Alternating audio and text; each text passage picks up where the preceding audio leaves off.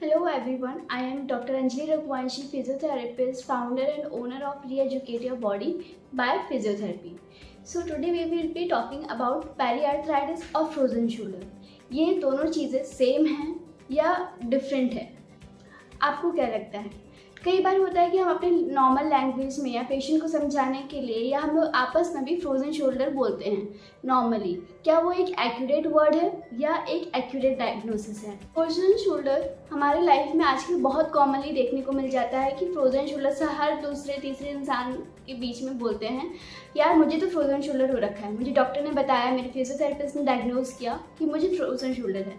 आज की बहुत कॉमन पैथोलॉजी भी है फ्रोजन शोल्डर। ये 40 से 70 साल की उम्र के बीच में होता है। मोस्टली इसमें फीमेल्स अफेक्टेड होती हैं।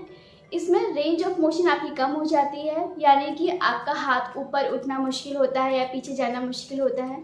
इसमें मोस्टली फ्लेक्शन, एबडक्शन और लैटरल रोटेशन ज़्यादा अफेक्टेड होता है। इनिशियली मूवमेंट का लॉस होता है, लेकिन कई बार लोग इसको ध्यान नहीं देते हैं, जिसकी वजह से ये प्रॉब्लम एग्रीवेट कर जाती है।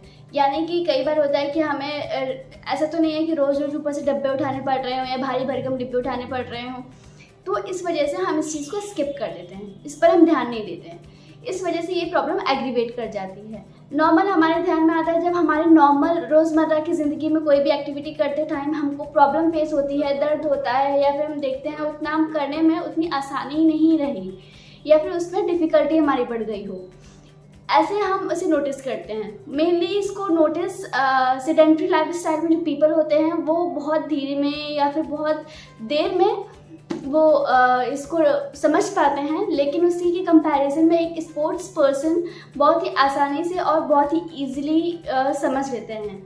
क्यों? क्योंकि वो अपनी डेली एक्टिविटी पर ध्यान देते हैं, डेली बेसिस पे एक्टिविटीज़ करते हैं, अपना warm up, cool down exercises करते हैं, परफॉर्मेंसेस करते हैं। इस वजह से कई बार क्या होता है, जैसे कि जब इनिशियली स्टेजेस होते हैं, डेवलप होना स्टार्ट होता है फ्रोजन शोल्डर, तो मेन उसमें क्या होता है, कई बार एल्डरली पीपल जो होते हैं वो कहते हैं उनको गोल्फ को एडिसिव कैप्सुलाइटिस में होता है कि थिकनिंग हो जाती है आपके कैप्सूल में और कॉन्ट्रैक्चर हो जाते हैं और उसमें एडिशंस भी डेवलप होने लगते हैं।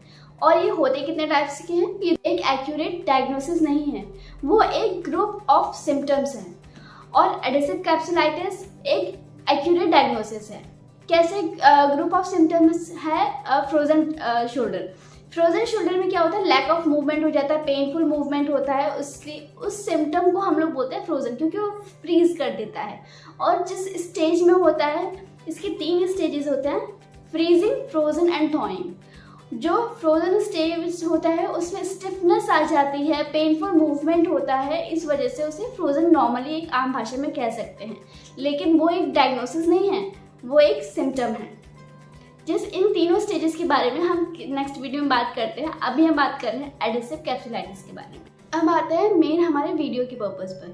फ्रोजन शोल्डर और एडिसिव कैप्सुलाइटिस क्या दोनों सेम हैं या दोनों डिफरेंट हैं?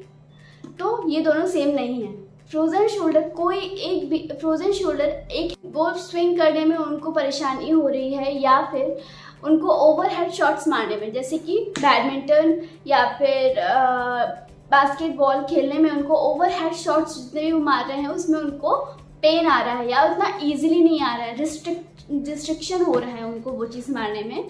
और जो नॉर्मल पीपल की लाइफ में क्या होता है, हाथ ऊपर की तरफ उठना में पेन आने लगता है, बाल पीछे से नहीं बांध सकते हैं, ब्रैक स्ट्रैप पीछे से नहीं लगा सकते हैं, ऐसे ही बहुत सारी प्रॉब्लम्स आने लगती है। Rotator cuff injury, impingement syndrome या फिर ट्रॉमेटिक अर्थराइटिस जैसे ही बहुत सारी पैथोलॉजीज होती हैं जो एक सेकेंडरी पीए को लीड करती हैं। पीए यानी पेरियार्थराइटिस या फिर उसको एडिसिव कैप्सुलाइटिस भी हम लोग बोल सकते हैं। जैसे कि रोटेटर कफ इंजरी, अर्थराइटिस या फिर डायबिटीज़, थायराइड, ये 2 टाइप्स के होते हैं, प्राइमरी एंड सेकेंडरी।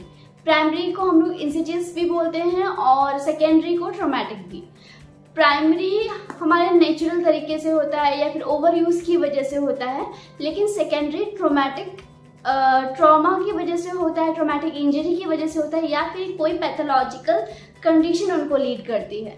जैसे स्पेशल टेस्ट के बारे में जानेंगे आगे और न्यू वीडियोस में। बाय। See you soon. आज के लिए इतना ही। अब हम इसका एग्जामिनेशन, ट्रीटमेंट प्रोटोकॉल और